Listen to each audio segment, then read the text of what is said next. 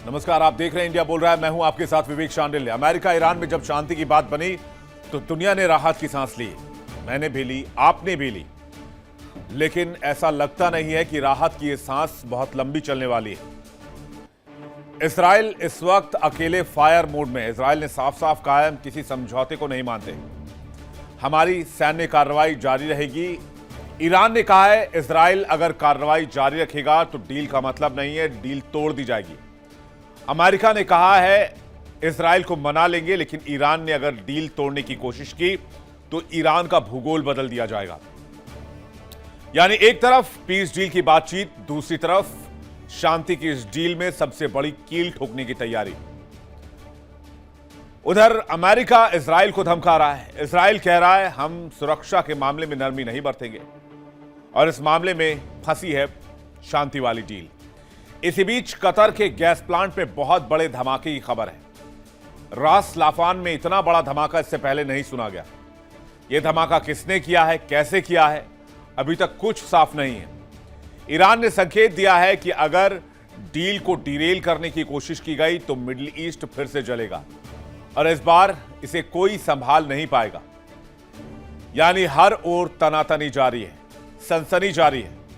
America Iran को भी धमका रहा है कि अगर सुधरे नहीं तो बमबारी दोबारा शुरू होगी और ऐसी बमबारी होगी कि ईरान का भूगोल बदल देंगे। ईरान ने साफ साफ कह दिया है कि तेहरान युद्ध से नहीं डरता है, दम है तो अमेरिका युद्ध लड़के दिखाए। यानी कि स्विट्जरलैंड में शांति की बातचीत जैसे ही खत्म हुई, इजराइल ने गाजा में एयर स्ट्राइक पर अपना रुख तय कर दिया।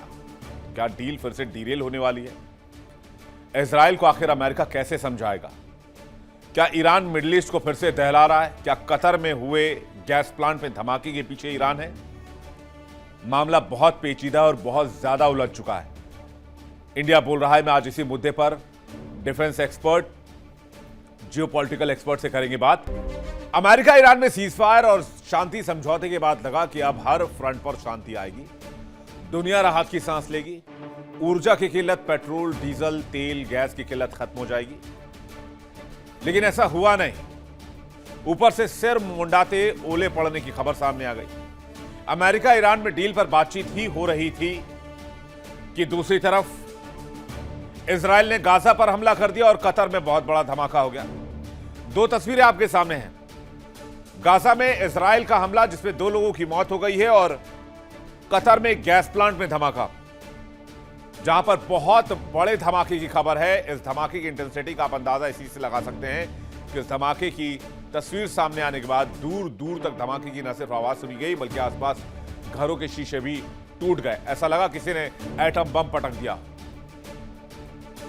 पहली तस्वीर गाजा की, जहां पर इजराइल ने जोरदार हमला कर दिया। अब तक 6 लोगों के मारे जाने की खबर है। गाजा में अमेरिका की 20 सूत्री शर्तों पर पिछले ही साल समझौता हुआ था, लेकिन तब से हमले लगातार जारी हैं। इजराइल मानने को तैयार नहीं है। दूसरी तस्वीर कतर गैस प्लांट धमाके की है। आरोप लगाया जा रहा है कि इसके पीछे ईरान का हाथ हो सकता है। अब भगवान जाने किसका हाथ है, लेकिन जिस शांति की उम्मीद लिए पूरी दुनिया बैठी थी, वो उम्मीद बारूद के ढेर पर जलकर खाक हो चुकी है। मिडिल ईस्ट में सीजफायर बेअसर दिख रहा है, फुल गदर मचा हुआ है। लेबनान और गाजा में इजराइल कहर बरपा रहा है। ईरान कह रहा है डील और समझौते तो होंगे, लेकिन हर मोर्चे पर होंगे। नेतन्याहू कह रहे हैं कि हमारे सैनिक रुकने वाले नहीं हैं, हम रुकने के लिए पैदा नहीं हुए। हम जानते हैं कि हमें हमारी संप्रभुता की रक्षा कैसे करनी है। अब ताजा मामला यह है कि इजराइल ने गाजा पर हमला कर दिया है। क्या कुछ हुआ है, जरा 3070 में नजर डालते हैं ग्राफिक्स में। यूएस ईरान शांति वार्ता के बीच गाजा पर इजराइल ने बहुत बड़ा हमला कर दिया है। इजरायली हमलों में कम से कम 6 लोगों की मौत हो गई। सेंट्रल गाजा और खान यूनिस के टेंट्स को निशाना बनाया गया है। 20 सूत्रीय शांति समझौते की चर्चा के बीच सैन्य कार्रवाई तेज कर दी गई है। आईडीएफ का दावा है कि हमास के सैन्य ठिकानों और लड़ाकों को निशाना बनाया गया। गाजा युद्ध में अब तक 73,000 से अधिक फिलिस्तीनियों की मौत हो चुकी है। गाजा की लगभग 90% आबादी विस्थापन का शिकार हुई है। युद्ध और मानवीय संकट के बीच शांति प्रयासों पर सवाल उठ रहे हैं और अमेरिका की साख को इजराइल ने जो तार तार किया है वो तो है, क्योंकि 20 सूत्रीय शांति समझौता अमेरिका ने लिखकर दिया था। यानी इजराइल ने अमेरिकी समझौते को तोड़ दिया। इधर लेबनान में फायरिंग भी लगातार जारी है। इजराइल लेबनान में एक हफ्ते के अंदर अगर आप देखें तो लगातार अटैक जारी रख रहा है। जब से ईरान और अमेरिका शांति की टेबल पर वापस लौटे हैं, तब से इजराइल ने लेबनान पर हमले की इंटेंसिटी बढ़ा दी। कह रहे हैं मारो, जो होगा देखा जाएगा। जाहिर सी बात है लेबनान में शांति आएगी नहीं। लेबनान में शांति नहीं आएगी तो ईरान खामोश नहीं रहेगा। ईरान खामोश नहीं रहेगा तो ईरान इजराइल पर हमला करेगा। इजराइल पर हमला करेगा तो फिर इजराइल ईरान को निशाना बनाएगा। ले देकर वही ढाक के तीन पार, मिडिल ईस्ट में फिर लड़ाई शुरू। बीते हफ्ते दक्षिणी लेबनान में कई ड्रोन और हवाई हमले हुए। इजराइल का दावा है कि निशाने पर हिजबुल्लाह के ठिकाने हैं। कई हमलों में हिजबुल्लाह के लड़ाकों को मारे जाने का दावा किया जा रहा है। 13 जून को इजराइल ने 70 ठिकानों पर हमले का दावा किया। सीमा क्षेत्र में ड्रोन निगरानी और गोलीबारी भी जारी रखने की बात कही। हिजबुल्लाह ने भी जवाबी कार्रवाई की चेतावनी दी। सीजफायर की कोशिशों के बावजूद तनाव बरकरार है। लेबनान मोर्चा अभी मिडिल ईस्ट की सबसे बड़ी चिंता है। इजराइल हिजबुल्लाह संघर्ष अगर नहीं थमा तो भूल जाइए मिडिल ईस्ट का शांति समझौता। साफ साफ कह रहा हूं, इसमें कहीं कोई दो राय नहीं, क्योंकि ईरान के पास मिसाइल और ड्रोन्स का इतना बड़ा जखीरा है कि वो सालों तक जंग लड़ सकता है। और वो असिमेट्रिक वॉर लड़ता है, यानी आमने सामने की लड़ाई नहीं लड़ता है। वो अमेरिका के $100 खर्च करेगा, खुद के $1 के हथियार का इस्तेमाल करेगा। इतना फर्क है। ऐसा लगता है जैसे अमेरिका और ईरान के समझौते को पटरी से उतारने में इजराइल कोई कोर कसर छोड़ ही नहीं रहा। खबर है कि जैसे ही समझौते की बात खत्म हुई, इजराइल ने गाजा में हमला कर दिया। उधर नेतन्याहू ने इमरजेंसी मीटिंग बुलाई और कहा कि सुरक्षा के मामले में इजराइल कोई कोताही नहीं बरतेगा और न ही हम किसी के गुलाम हैं कि उनसे हम ये सीखें कि हमें क्या करना है क्या नहीं करना है। तो किस तरह से इजराइल मिडिल ईस्ट में बारूद बना हुआ है वो भी आपको बताते हैं। एक तरफ अमेरिका और ईरान के बीच बातचीत जारी है, समझौते की कोशिशें हो रही हैं, लेकिन इजराइल ईरान पर अब भी वही रुख रखता है। परमाणु कार्यक्रम को लेकर इजराइल की चिंता बरकरार है। लेबनान और गाजा में इजराइल लगातार सैन्य कार्रवाई जारी रखे हुए है। हिजबुल्लाह को ईरान का सहयोगी मानता है। इजराइल जो है वो उनका दावा है कि सुरक्षा से कोई समझौता नहीं करेंगे। डील के बावजूद ईरानी प्रभाव को चुनौती देता रहेगा इजराइल। यूएस की कूटनीति और इजराइल की रणनीति में बड़ा अंतर दिख रहा है और लेबनान के मुद्दे पर अमेरिका इजराइल में भी टकराव है और ईरान इजराइल में भी टकराव है। इजराइल डील और समझौते को क्या डीरेल करना चाहता है, सबसे बड़ा सवाल है। इजराइल चाहता है जंग जब तक तब तक जारी रहेगी जब तक सारे खतरे खत्म ना हो जाएं। तो ये कौन बताएगा, ये सर्टिफिकेट कौन देगा कि मिडिल ईस्ट से सारे खतरे खत्म हो चुके हैं? अगर इजराइल ये चाहता है कि सारे खतरे खत्म हो जाएं तो उसे ईरान को वजूद से मिटाना होगा, उसे पाकिस्तान को वजूद से मिटाना होगा, उसे फलस्तीन को वजूद से मिटाना होगा, उसे और भी कई इस्लामिक कंट्रीज हैं जिन्हें वजूद से खत्म करना होगा, भूगोल से नामो निशान मिटाना होगा। ये बहाना कर देना कि इजराइल के लिए जब तक थ्रेट है तब तक वो जंग लड़ता रहेगा, ये तो अंतहीन है। लेकिन इन दोनों मोर्चों पर, दोनों मसले पर फंसा है अमेरिका। इजराइल से भी 36 का आंकड़ा बना हुआ है, ईरान से भी पीस डील नहीं हो पा रही है। खबर तो यह भी है कि ट्रंप प्रशासन इजराइल में सत्ता परिवर्तन की कोशिशों में भी लग गया है। लेकिन अभी हाल ही में विपक्ष के नेताओं की तरफ से नफ्ताली बेनेट का बयान आया था, जो कि पूर्व पीएम भी रह चुके हैं। उन्होंने भी सेम लाइन कही जो बेंजामिन नेतन्याहू कह रहे हैं कि ईरान के खिलाफ जंग जारी रहेगी। इधर कतर के गैस प्लांट में बहुत बड़ा धमाका हुआ जिसमें 54 लोग घायल और 18 से ज्यादा लोग लापता हैं। माना यह जा रहा है इसके पीछे ईरान का हाथ हो सकता है। यह रास लाफान का सबसे बड़ा गैस प्लांट है। तो क्या मिडिल ईस्ट में फिर से यलगार हो चुका है और क्या जंग का सीन बन चुका है? और क्या डोनाल्ड ट्रंप को नेतन्याहू ऐसे ही ठेंगा दिखाते रहेंगे? बातचीत करने के लिए हमारे साथ एक बड़ा पैनलिस्ट वक्त जुड़ रहा है, सीधे उनके पास चलते हैं। मेजर जनरल राजन कोचर हमारे साथ जुड़ रहे हैं, रक्षा विषय बहुत स्वागत है आपका। ग्रुप कैप्टन आशीष सहाय हमारे साथ जुड़ रहे हैं, बहुत स्वागत है आपका। संजीव श्रीवास्तव हमारे साथ जुड़ रहे हैं, विदेश मामलों के जानकार, बहुत स्वागत है आपका। इमरान खोखर हमारे साथ जुड़ रहे हैं, ईरान मामलों के एक्सपर्ट, बहुत स्वागत है आपका। दर्शकों आपका भी बहुत बहुत स्वागत करते हैं। और राजन कोचर जी से मेरा पहला सवाल है, राजन जी, जिस तरह से अभी एक्सप्लेनर में मैंने सारी चीजें एक्सप्लेन कर दी हैं, इसके बाद क्या सिनारियो आप देख रहे हैं? मुझे तो दूर दूर तक कोई उम्मीद अब दिख नहीं रही, जिस तरह के हालात दिख रहे हैं यहां से।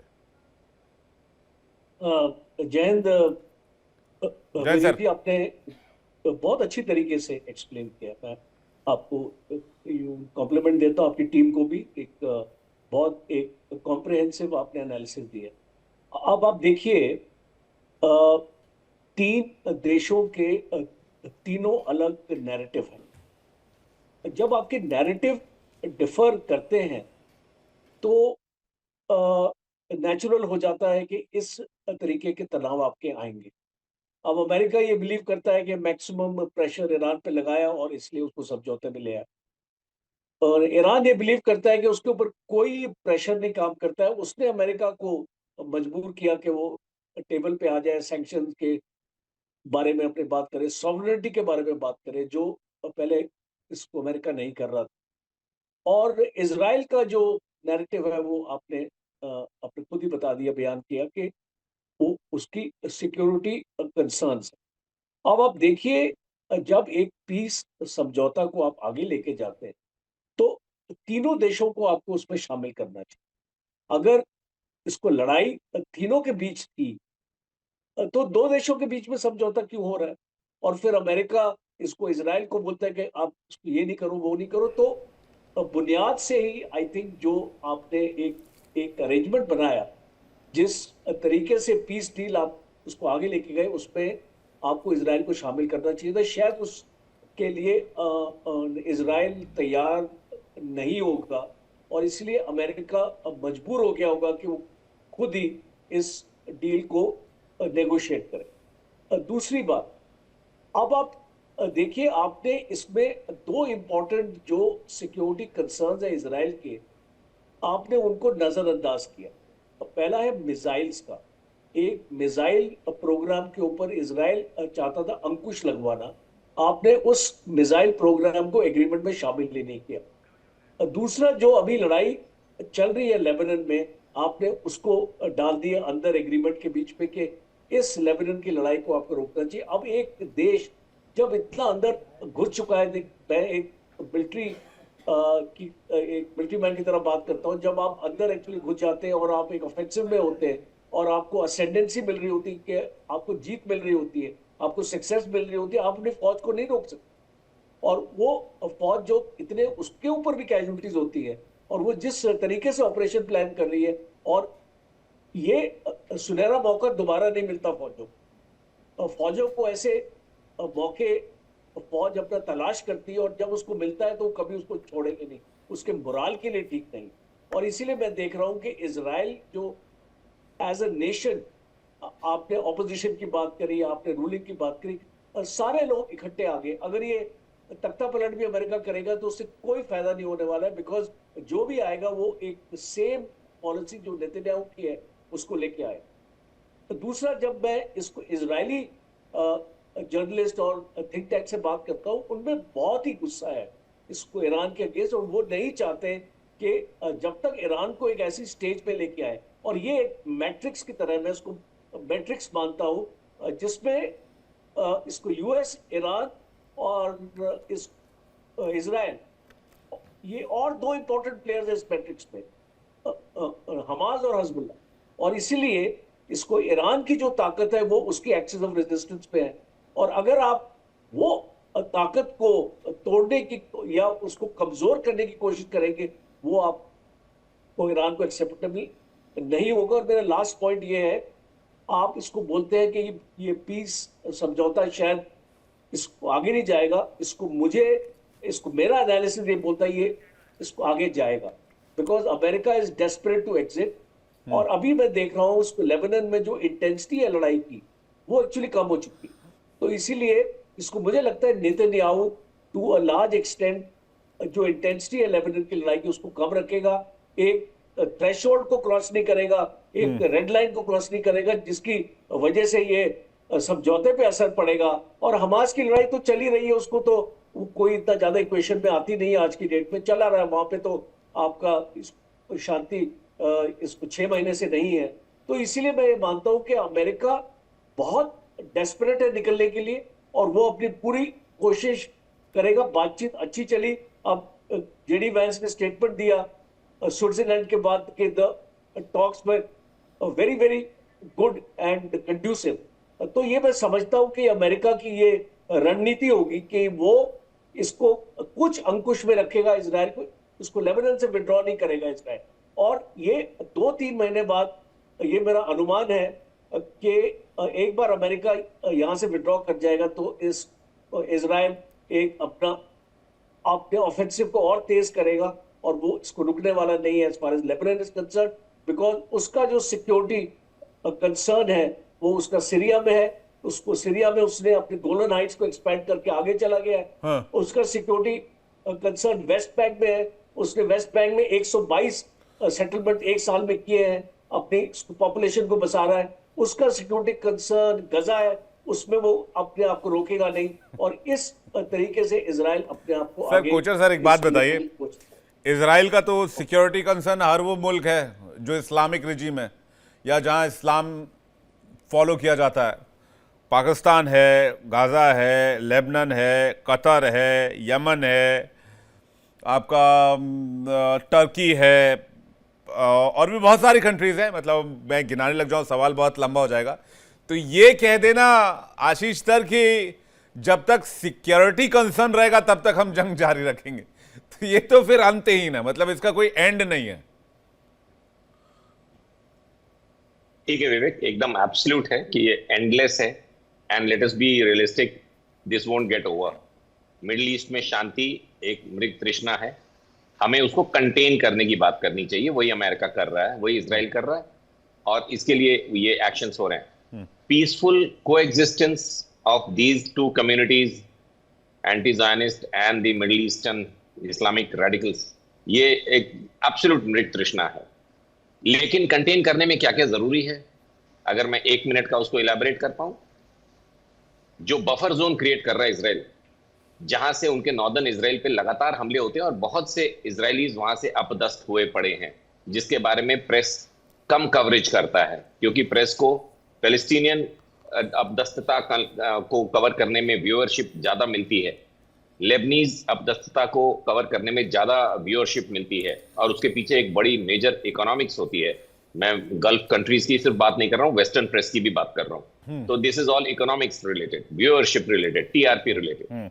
लेकिन बहुत से इजरायलीज भी नॉर्दर्न इसराइल में, हर बार 7 अक्टूबर 23 का जिक्र करना जरूरी नहीं है, उनके ऊपर लगातार हमले होते रहे और इनके पीस लविंग एरियाज में। जबकि मैं एकदम स्टैंडर्ड अपने स्टैंड पे कायम हूं कि इजराइल ने जो भी हमले किए, टारगेट्स बोला कि मिलिट्री विंग के रेडिकल्स के ऑफिसेज या वर्क प्लेसेस होते हैं। कोलैटरल डैमेजेस भी काफी हुए हैं, I am not denying that fact. लेकिन दोनों के अप्रोच में, दैट इज हिजबुल्लाह के अप्रोच में और आईडीएफ के अप्रोच ऑन अटैक पैरामीटर्स एकदम अलग हैं। एक रिटेलिएटरी है, सेफगार्डिंग देयर पीपल, और एक to finish Zionist, to finish the Jews, to obliterate Israel. तो ये डॉक्ट्रिन्स इनकी एकदम अलग हैं। ये सारे दर्शकों को जो न्यूट्रल हैं, जो ऑब्जेक्टिव एनालिसिस करना जानते हैं, जिनका इंटेलेक्ट है, उनको इसमें कोई एम्बिग्युइटी नहीं दिखेगी। तो एक तो मुद्दा हो गया यहाँ। 2-3 मेजर डेवलपमेंट्स, अगर मैं 30 सेकेंड्स मोर विवेक। इजराइल ने पहली बार ऐसा बोला है कि we will stay in Lebanon as long as required. अभी तक ये चल रहा था, कयास लगाए जा रहे थे कि वो ग्रेटर इजराइल इंटरनेशनल बॉर्डर्स को शिफ्ट कर देंगे, 10 किलोमीटर अंदर तक कैप्चर करके डिग इन कर जाएंगे। नहीं, आज उन्होंने बोला है कि हम तब तक रहेंगे जब तक जरूरत है। हाँ, इसमें आपका वो सवाल सही कि कब तक, ये जरूरत तो हमेशा बनी रहेगी, but they have taken a middle path कि हम वहां परमानेंट नहीं जाने वाले, हम वहां पे इंटरनेशनल बॉर्डर्स को शिफ्ट नहीं करेंगे। We plan to retreat as and when we are okay, कि अब हिजबुल्लाह के पास इतनी ताकत नहीं बची कि वो मेजर हमले कर पाए। मेजर जनरल ने एकदम सही बात बोली कि पिछले 24 घंटों में एक भी गोली नहीं चली है और पिछले 3 दिन में काफी कम हुआ। After that stand alone incident, जिसमें आईडीएफ को सदर्न लेबनान में घुसते समय एम्बुश करके उनके एक टैंक को, उनके 4 सैनिकों को और एक लेफ्टिनेंट कर्नल को हिजबुल्लाह ने एम्बुश करके मारा है। जिसके बाद इसराइल ने रात को हैवी बम्बार्डमेंट करी और इनके 30, 40, 50 लोगों को मारा था। उसके बाद ईरान की तरफ से या हिजबुल्लाह की तरफ से कोई रिटेलिएटरी फायर नहीं हुई थी। उसके बाद से चीजें पीस में है। और इसमें एक नया जो जेडी वैंस ने आज बोला है कि इन्होंने एक डीकन्फ्लिक्टिंग प्रोटोकॉल बनाया है। To my utter surprise, deconflicting protocol में जो टीमें शामिल हैं वो ईरान है, पाकिस्तान है, अमेरिका है, शायद कतर है, लेबनान है, बट उसमें हिजबुल्लाह एंड इजराइल नहीं है। तो इसका मतलब ये कन्फ्लिक्ट प्रोटोकॉल नहीं है, ये एक्चुअली डी एस्केलेटिंग प्रोटोकॉल्स है। जैसा कि हम लोग रेगुलर टाइम में मिलिट्रीज के बीच में फ्लैग मीटिंग्स होती हैं, अचानक किसी छोटे लेवल के अधिकारी ने कोई हमला कर दिया, कोई अटैक कर दिया, कुछ ऐसा कर दिया, तो उसको ऊपर वाले तुरंत सप्रेस करते हैं कि don't let it get escalated, कि ईरान उसमें तुरंत हमला ना कर दे, या लेबनान में कुछ ऐसा ना हो जाए कि अगर किसी छोटे अटैक पे इजराइल ने एकदम बम्बार्डमेंट कर दी, या इजराइल ने कुछ किया और हिजबुल्लाह ने इनके न्यूक्लियर प्लांट पे मिसाइल मार दी। जी। De-escalating matrix, but they are calling it. जी विवेक, आप कुछ कह रहे हैं? जी, मैं डी एस्केलेशन मैट्रिक्स तो ठीक है, लेकिन जो बात आप कह रहे हैं कि लेबनान में अभी वो फायरिंग पिछले 24 घंटे से बंद है, और गाजा में इनफैक्ट बड़ा हमला हुआ। अभी कतर में रास लाफान गैस प्लांट में बहुत बड़ा धमाका हुआ है, वो भी सस्पिशियस एक्ट माना जा रहा है कि भाई उसके पीछे क्या कहीं कोई कॉन्स्पिरेसी तो नहीं। आशीष जी कुछ कह रहे हैं आप? Very sensitive. गैस प्लांट पे अगर ब्लास्ट होता तो कतर इस समय कुछ और कर रहा होता। वो इनका गैस एक्सपोर्टिंग एक टनल एरिया है, gas plant is something else. दोनों पे हुए ब्लास्ट में बहुत पड़ जाएगा, उनकी इंटेंसिटी, उनकी पोटेंसी, उनको जो आफ्टर ब्लास्ट जो एक्टिविटीज होती हैं। तो ये एक एक्सपोर्टिंग टर्मिनल पे ब्लास्ट हुआ है, जिसके बारे में अभी डिटेल्स आएंगी तो वी कैन डिस्कस। हाँ, वही मैं कह रहा हूं उसके ऊपर, लेकिन एलिगेशंस इंटरनेशनल मीडिया में चल रहे हैं कि कहीं इसके पीछे ईरान तो नहीं है। इमरान खोगर हमारे साथ जुड़े हुए हैं। इमरान खोगर, क्या है इजराइल की भूमिका, क्या एंटिसिपेट करके चल रहा था अभी तक? देखिए विवेक भाई, सबसे पहले तो तमाम एलिट पैनलिस्ट को आदाब, अर्ज और जय हिंद। अब जय क्या हम एक्सपेक्ट करेंगे एक ऐसे मुल्क से जो कि एक इलीगल ऑक्यूपायर है, आज से नहीं जब से वो इस दुनिया के अंदर समझ के लिए एग्जिस्टेंस में आया है। मैं आपको एक बात समझाना चाह रहा था कि अनरेस्ट गल्फ में जब तक रहेगा तब तक ये इलीगल ऑक्यूपायर कहीं ना कहीं इनको बाउंड नहीं किया जाएगा। आपका बार बार ये कहना था कि साहब एक युद्ध हुआ, युद्ध में ये बताया गया कि death to Israel, death to America कहा जा रहा है, हम इन पे हमला करना है। जिस व्यक्ति के लिए अमेरिका ने लड़ाई की, जिसके एग्जिस्टेंस को बचाने के लिए अमेरिका ने लड़ाई की, जिसको एक पड़ोसी थ्रेट से बचाने के लिए अमेरिका ने लड़ाई की, आज की करंट हालात के अंदर अमेरिका ईरान एक पीस डील साइन कर रहा है, और उस पीस डील को कहीं ना कहीं ब्रेक करने के लिए वो थर्ड पार्टी जिसके एग्जिस्टेंस के बचाव के लिए अमेरिका 12,000 किलोमीटर दूर आकर 13,000 स्ट्राइक करता है, वो आज उसकी बात नहीं मान रहा है। रीजन है सर, इस पूरे युद्ध को देखने के दो नजरिए हैं। एक नजरिया तो ये है कि आपने किसी के सेल्फ गार्ड में या कहते के सेल्फ डिफेंस के अंदर आपने अटैक कर दिया, कहा तो आपने यही था, बात खैर कुछ और थी। आज अगर इस पीस डील में इजराइल शामिल होगा तो within a week Netanyahu को रिजाइन करना पड़ेगा, within a week Netanyahu को करप्शन चार्जेस में जेल जाना पड़ेगा। ये बात डोनाल्ड ट्रंप भी कहीं ना कहीं इशारा कर चुके हैं। अगर नेतन्याहू किसी भी सूरत में किसी भी तरीके का वॉर खत्म नहीं करेगा, जब उनको एहसास हुआ नेतन्याहू को कि ईरान के अंदर हम लोग एक लिमिटेड टाइम तक एयर स्ट्राइक कर सकते थे, उन्होंने अपना रास्ता अलग चुना और वो लेबनान की तरफ चला गया। भाई हिजबुल्लाह से अगर आपकी लड़ाई, आप प्रॉक्सी हिजबुल्लाह को मान रहे हैं, तो आप हिजबुल्लाह की जो प्रॉक्सी के जो बॉस हैं उनसे लड़ाई कीजिए ना।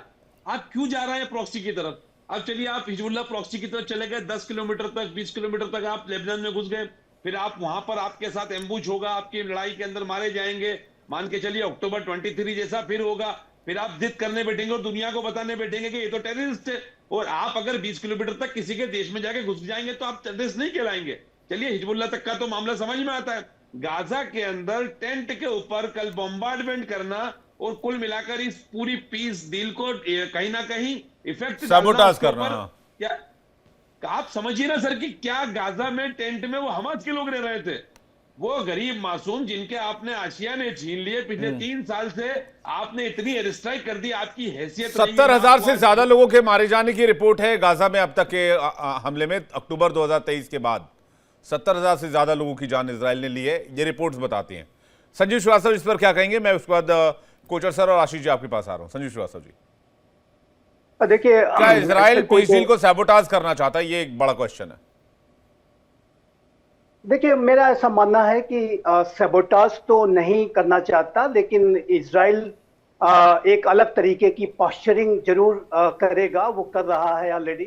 और चूंकि ये जो डील है वो जो एमओयू है वो यूनाइटेड स्टेट्स ऑफ अमेरिका और ईरान के बीच का है, और उसमें जो इजराइल के जो अपने सिक्योरिटी कंसर्न्स हैं उसको लेकर के इजराइल की जो लीडरशिप है, जिसमें बेंजामिन नेतन्याहू भी है, नफ्ताली बेनेट भी हैं, यानी कि पक्ष और विपक्ष दोनों, सत्ताधारी और विपक्षी सभी, इस बात की उन्हें आशंका है कि उनके जो सिक्योरिटी जो कंसिडरेशंस हैं, उनके जो हित हैं, उनको ठीक तरीके की तवज्जो नहीं दी गई, उसको एड्रेस नहीं किया गया है, तो वो उसको स्वयं से एड्रेस करेंगे। और यदि कोई उनके ऊपर हमला करेगा तो उसका जो माकूल और जीरो टॉलरेंस के अप्रोच के साथ जैसा इजराइल जवाब देता है वैसा ही जवाब देंगे। और बेंजामिन नेतन्याहू तो जाहिर है कि उनके लिए तो जो आने वाले इजराइल के इलेक्शंस हैं उसमें सबसे बड़ा जो उनका पॉलिटिकल प्लैंक और उनका जो स्टैंड यही है, एजेंडा यही है, मैनिफेस्टो यही है कि वो आतंकवाद के खिलाफ एक टोटल एंड एब्सोल्यूट विक्ट्री हासिल करने की लड़ाई लड़ रहे हैं।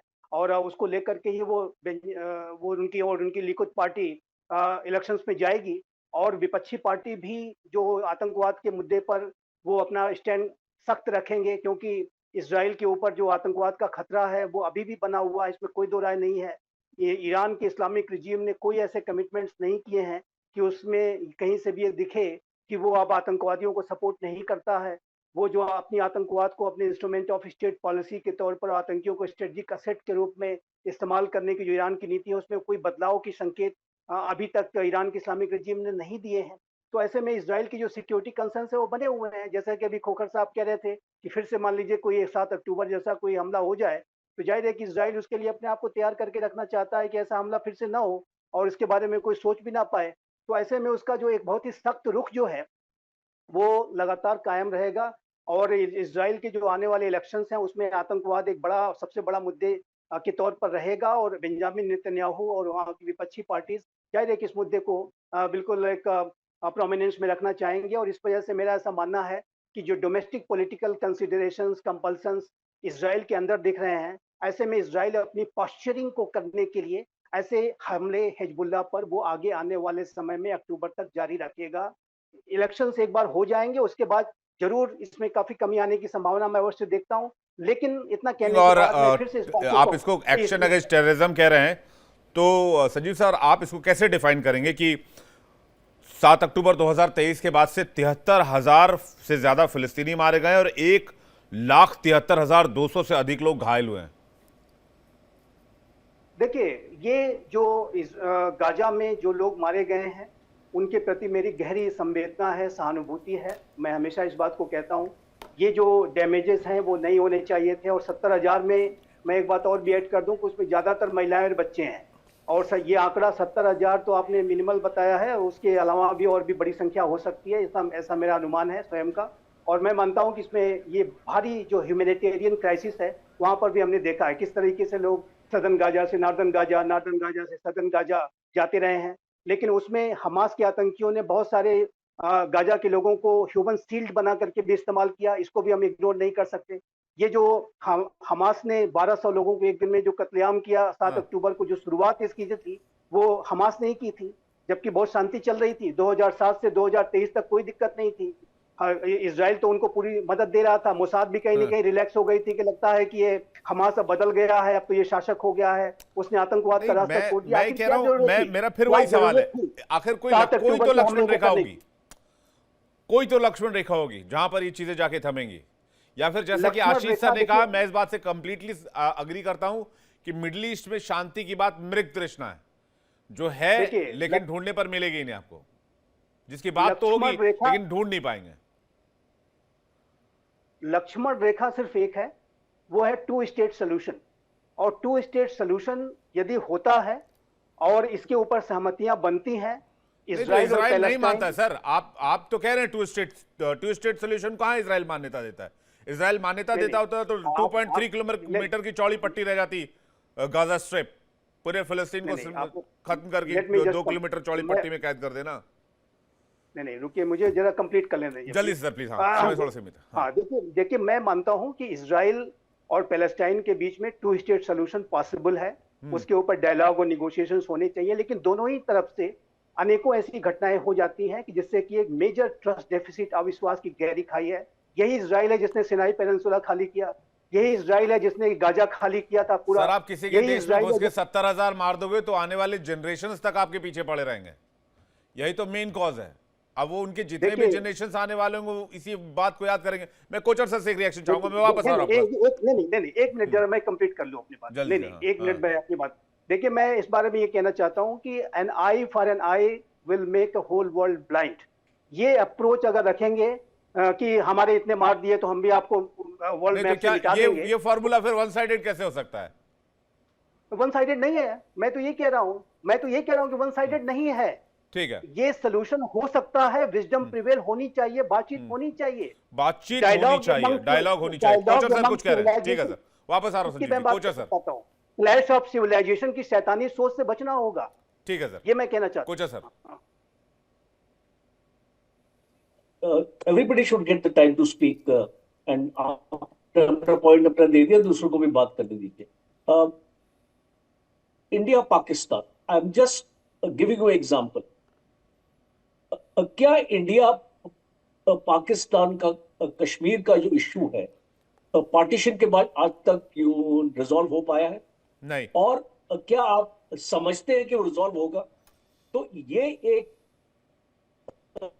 सिमिलर, मैं आपको बताता हूं सिचुएशन आज वेस्ट एशिया में पैलेस्टीनियन इशू के, जो लोग बोलते हैं ना टू स्टेट सॉल्यूशन, वो आपका कभी भी नहीं होगा। जैसे इंडिया और पाकिस्तान अभी चल रहा है, आपका टू स्टेट आपका कभी नहीं बनेगा। और आप देखिए क्यों नहीं बने, बिकॉज जब तक आप एक आप में अंडरस्टैंडिंग नहीं होगी आपस में, पैलेस्टीनियंस में और ज्यूज में अंडरस्टैंडिंग नहीं होगी to coexist with each other, you will never have a two-state solution। और ये चीज आपने इसको देखा कि अब्राहम अकॉर्ड जब 1.0 हुआ था उसमें इसका जिक्र था, और उसमें सऊदी अरेबिया ने इंसिस्ट किया था कि पैलेस्टीन का मुद्दा इंक्लूड होना चाहिए अब्राहम अकॉर्ड में। अब आप अब्राहम अकॉर्ड 2.0 देखिए, वहां पे पैलेस्टीन का कोई भी जिक्र नहीं है। इसका मतलब रियलाइजेशन अब वो चीज आगे, यूनाइटेड स्टेट्स भी उस चीज को आगे नहीं लेके जाना चाहता। और आप जैसे मैंने आपको बताया कि जिस तरीके से इजराइल अपना वेस्ट बैंक में अपने सेटलमेंट्स अपने जूस की बना रहा है, वो बिल्कुल नहीं चाहता। देखिए अगर आपका टू स्टेट सोल्यूशन हो भी जाता है यहाँ पे, तो आप इसको क्रॉस बॉर्डर अब टेररिज्म आप देखते रहेंगे, होते रहेंगे, जैसे इंडिया और इसको पाकिस्तान इसको भारत के साथ करता है। तो इसको Israel does not want to have that kind के उसके बॉर्डर पे इस तरीका का हमेशा तनाव इसको बना रहे। तो टू स्टेट सोल्यूशन तो शायद आप आज के वक्त में उसको भूल ही जाओ।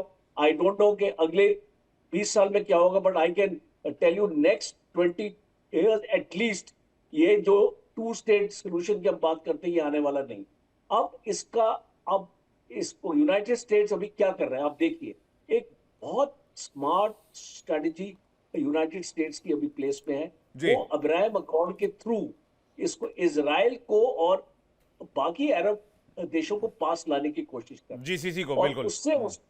और उसका मकसद क्या है ये, वो इसलिए इसको यूएई कतार इसको सबके रिलेशन इजराइल से अपना क्यों अच्छे रखना चाह रहा है, बिकॉज वो ईरान को अल्टीमेटली आइसोलेट करना चाहते हैं। देखिए यू मस्ट रिमेंबर कि लड़ाई तो होगी खत्म, अब ये लोग अपने वापस चले जाएंगे, बट जो इनकी जो एग्जिस्टेंशियल लड़ाई है ईरान के अगेंस्ट वो नहीं खत्म हो।